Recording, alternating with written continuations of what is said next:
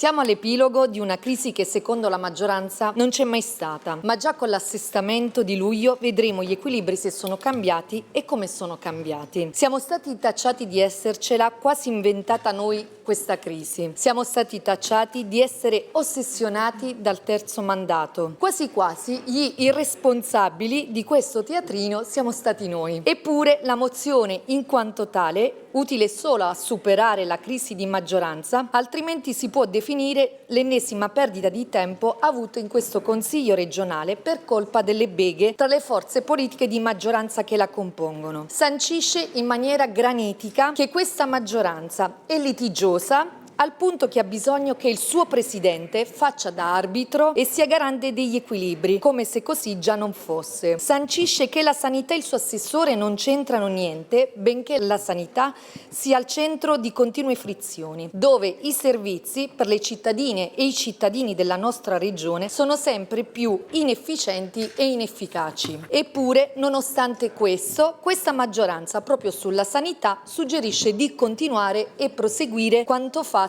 in 7 anni. Tanto si sa, se qualcosa va male è colpa di chi vi ha preceduto e non siete voi a essere incapaci a non riuscire a riparare in 7 anni a quanto fatto in 3, ma sono sempre gli altri ad aver sbagliato. Ma se non siete capaci, ditecelo. Non ci è piaciuto il passaggio sulla legge elettorale, soprattutto nella formulazione di svilire consiglieri legittimamente eletti, perché Presidente, intervenire sulla legge elettorale per ridurre la rappresentanza delle minoranze significa intervenire per ridurre le stesse regole democratiche, alterando così il principio dei pesi e dei contrappesi, essenziale per garantire un equilibrio istituzionale dove ogni potere ha la capacità di limitare o controllare gli altri, evitando che uno di essi diventi troppo preponderante. Sul terzo mandato non sappiamo se sia nostra o sua, Presidente, l'ossessione.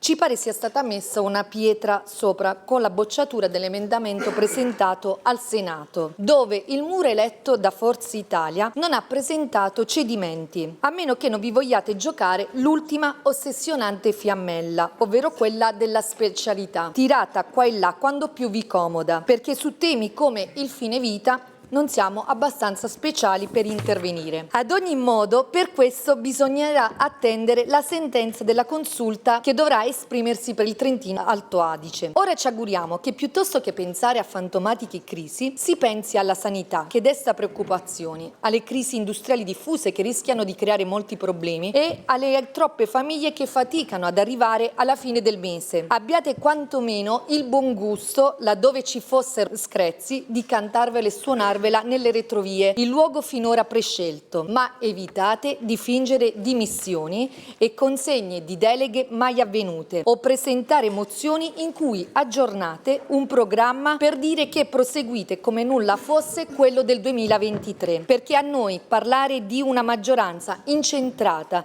in giochi di poteri per un proprio tornaconto non interessa. Quindi quest'unione finta che vi porterà a votare unitamente questa mozione non può trovarci in sintonia. Pertanto il gruppo misto formato dalle forze politiche Movimento 5 Stelle, Alleanza Verdi e Sinistra e Open Sinistra FVG voteranno convintamente contro.